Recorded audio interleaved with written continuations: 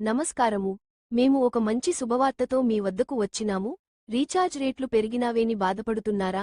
అయితే మీకోసం ఇంతవరకు ఎప్పుడూ కనీవిని ఎరుగని ఒక అద్భుతమైన జెట్పే యాప్ని పరిచయం చేస్తున్నాము.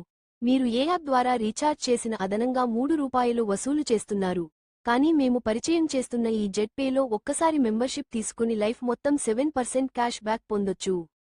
అంటే 300 రీఛార్జ్ చేసుకుంటే రూ. 22 వస్తుంది.